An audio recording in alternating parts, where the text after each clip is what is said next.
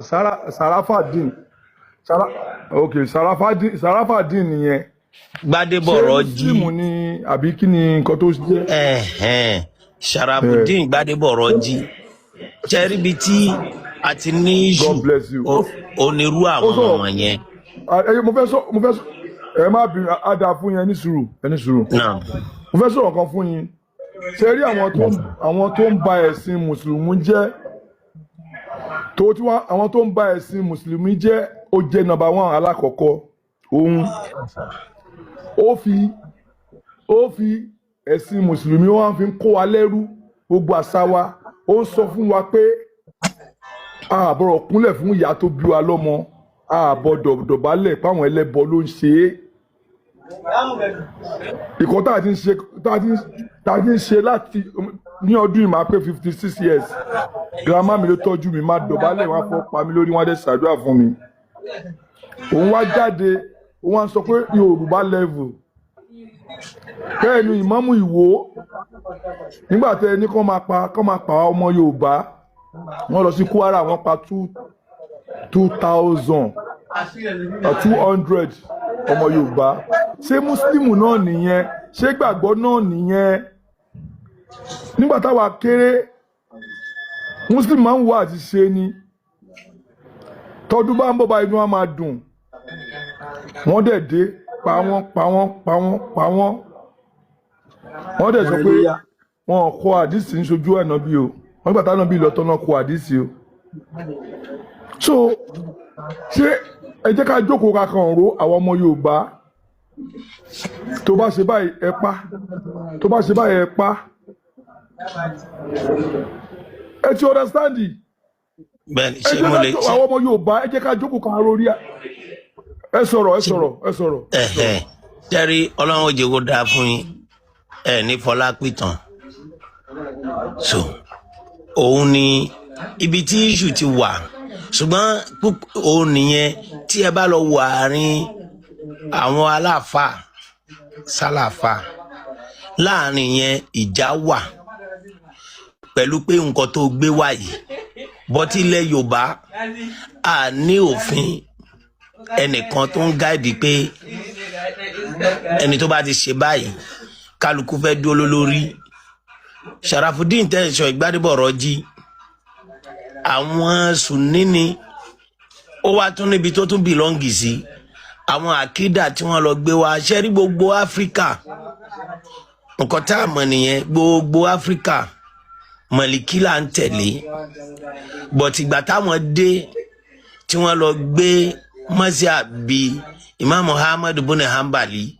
tí wọ́n gbé dé òun ní dá wàhálà lẹ̀ ẹ rí i pé gbogbo kinní yẹn ò sí tẹ́lẹ̀tẹ́lẹ̀ torí pé Ànábì gbẹ́sìn rẹ̀ wá òfin àṣà ó sì filẹ̀ ìtẹ́mi náà máa ń bí pé òkè tẹ́lẹ̀ mo ké dáadáa tẹ́lẹ̀tẹ́lẹ̀ Lárúbáwá ò kí ń dọ̀bálẹ̀ fúnra wọn Yorùbá ló ní tí ẹ bá wá wò wá àwọn àfáà tí wọ́n wà nígbà tí ẹ̀yin ṣe kéékèèké bọ̀ táwa ń tẹ̀lé yín ṣé wọ́n kọ́ndẹ́mù gbogbo àwọn bàbá yẹn ni Ìmáàmù Tọ́lẹ́à ti t'Ògbómọ̀ṣọ́ òun ò tiẹ̀ kí ó kan rẹpẹtẹ Sùlẹ́yàtọ̀ Abíọ́lá ni ó lọ bọ́ tíyan bá ti wà nípò àìdẹ̀ríbi tó fẹ́ bìlọ́ǹgì sí àwọn ẹ̀yin ò gbà àwọn Sùnní ò gbà àwọn títí àṣàhírà àwọn Súfí náà ò gbà so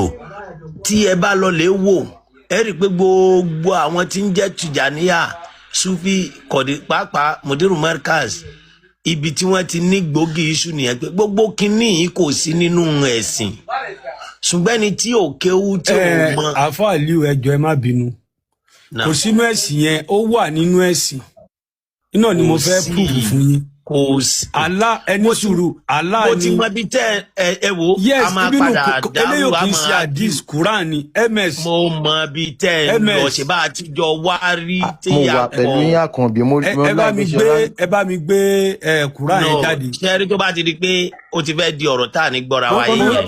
kò ń ṣe fún torí àwọn tó ń gbọ́ wa. Àkànbí o yes sir. Àkànbí jẹ́ kó sọ̀rọ̀ ọdẹ́lẹ̀ ká gbọ́ jẹ́ kó sọ̀rọ̀ ọdẹ́lẹ̀. ẹ sọ̀rọ̀ yín délẹ̀ bẹ́ẹ̀ ms ẹ gbé Quran yẹn jáde. ṣẹ́rí lẹ́kọ̀ọ́ sọ̀rọ̀ délẹ̀. nínú ẹ jẹ́ ká gẹ́gẹ́ bí iṣẹ́ tí bàbá Koko Zaria ń ṣe nìsín, tí ẹ bá pàṣẹ nínú ọ́fíìsì yín, ẹ wo gbogbo ibi tí branch wà káàkiri normal àárẹ̀ àwọn míì tí wọ́n á yà pé no tí wọ́n á tún ti fẹ́ mú nǹkan lé ju bó ti wà lọ. Àwọn àyà kan wà nù Kùránì tẹ́ ń gbé wá tẹ́yìn ò mọ̀, à ń pe kinní kan ní nọ́ọ̀sù wa mọ̀ ṣù, ó ti wà, ọ̀rọ̀ míì ti padà parẹ́. So tabakan argue lórí ìyẹn èmi ò ní kinní lórí ẹ̀. Ṣé ríru gbogbo àwọn Sunni àwọn tí wọ́n rí sponsor láti other country, okay, Sharafuddin tẹ́ ń sọ ìṣebóun ló sọ pé fọ́tò ò dáa. Ìgbà tí ó lọ sí kọ́tọ̀rù ẹ máa rí kinní yẹn tó dá wà lálẹ́ láàrin àwọn aláfáà ìsí last year tí ó lọ gbà wọ́ọ̀dù tán yà ní fọ́tò. Òun àwọn àbá ń sọ fún pé ṣé bí wọ́n ló ń sọ pé gbogbo ilé tán bá ti fi fọ́tò sí yóò wọ ìparun ni. So wọ́n ní ò sí ń bẹ̀, ó ní wọn pín dáa. Àwọn ìyẹn àwọn mọ́síà bíi Ahmadu Buni Hanbali òun ni àwọn gbé wá. Ẹ dẹ̀ rí pé àwọn àfáà náà ò fún wọn ní support, wọn rí bí fẹsẹ̀ múlẹ̀ kéréje tẹ́ bá lọ wo orú jàbátá náà ní tó wà nílọrin the same thing. Tẹ́ bá lọ wo Fọ́dìlù wọ́n pọ̀ lọ́yọ̀ọ́ àti Ọ̀ṣun dáadáa. Dr. Fọ́dìlù àwọn àlìkọ́ídà tí wọ́n lé dànù òun ni ó dá ilé kí ó kalẹ̀ fún wọn pọ̀ bẹ́ẹ̀ náà ní irú Mufti wo. Àfáà Aliu sí ìkọtẹ́lá àwọn Sàráfà ń sọ yẹn tí ò sí nínú ìlànà ìsinú súnú ànábì ni àbáwọn ni wọ́n ń hun jọ. ṣẹ́rí súnú ànábì tá à ń sọ yìí lójú ayé ànábì gangan sallallahu alaihi wasallam wọn kó Kùránì jọ, wọn kádìsì jọ.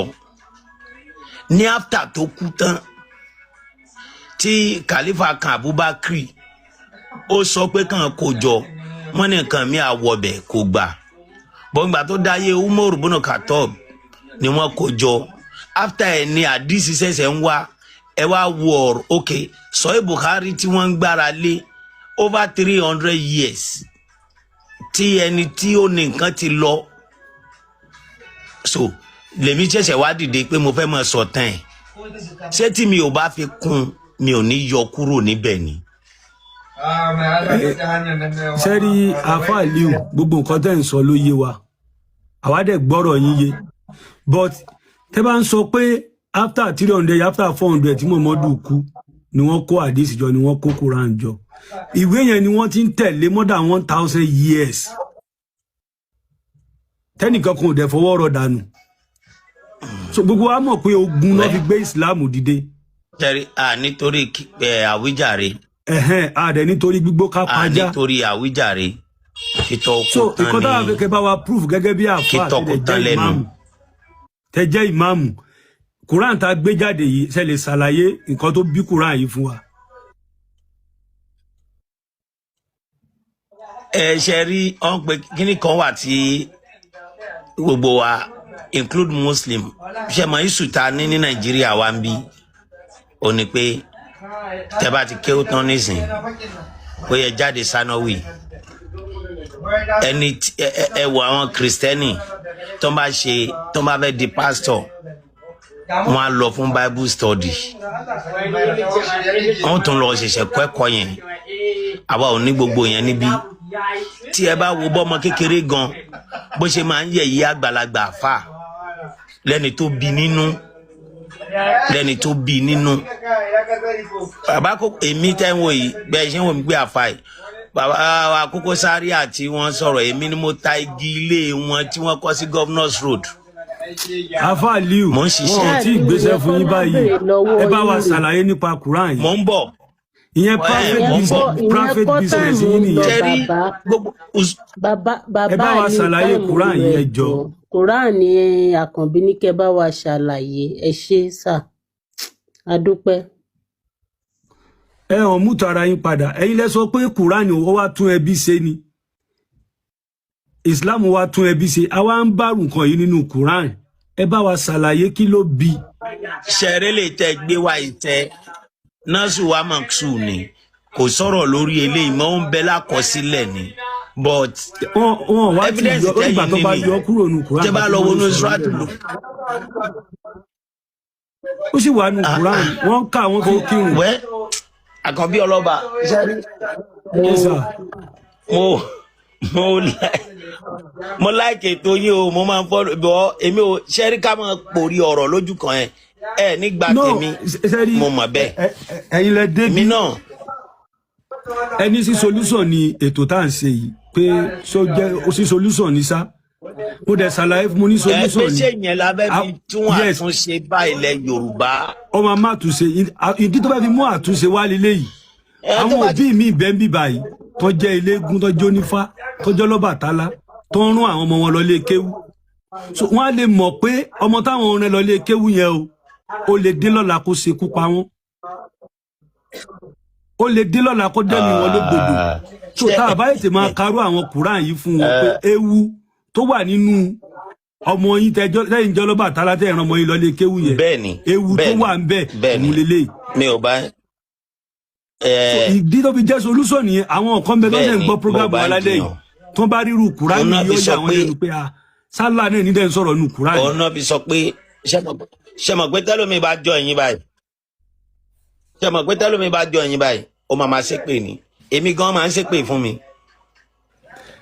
Wọ́n máa ṣépè torí pé wọ́n gbọ́ nǹkan tí wọ́n gbọ́ rí tẹ́nìyẹn bá wà farabalẹ̀ ẹ̀yin náà ti pòwe kan lẹ́ẹ̀kan ẹni tójú bá farabalẹ̀ á rí mú ó tó ṣe bí òwe ẹ̀yìn àgbàlagbà tẹ wà ń bí.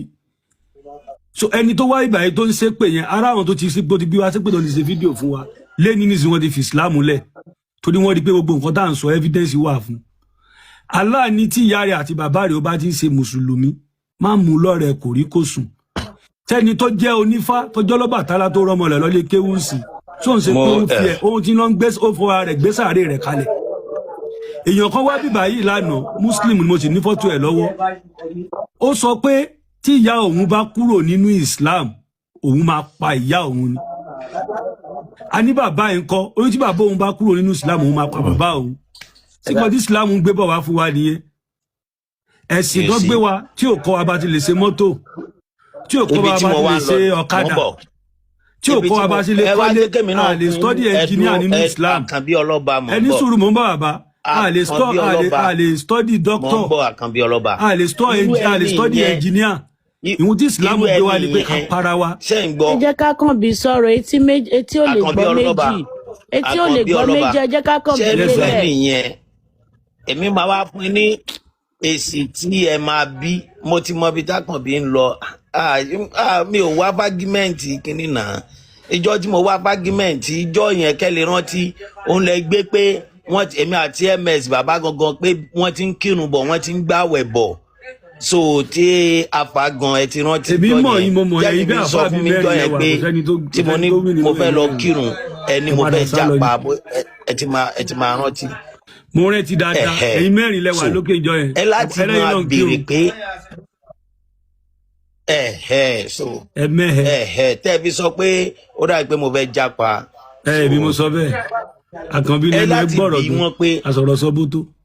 Tẹ́mi máa ń sọ pé ṣé Ànábì gangan sallallahu alaihi wasallam àwọn ẹlẹ́bọ tí wọ́n ń bẹ ní fámìlì rẹ̀ kò pa wọ́n run àwọn kìrìsìtẹ́nì kò pa wọ́n kó dé.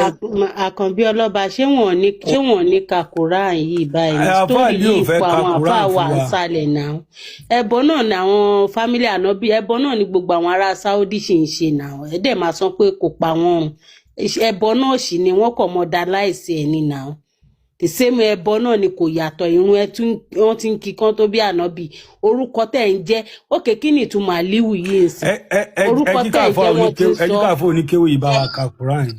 Àkànbí ọlọ́ba jẹ́ ká gbé wọn bọ́lẹ̀ jàrá àráyè sórí àwọn àfáà wa ń sàlẹ̀. àfáà assalamu alaikum ẹ kálẹ́.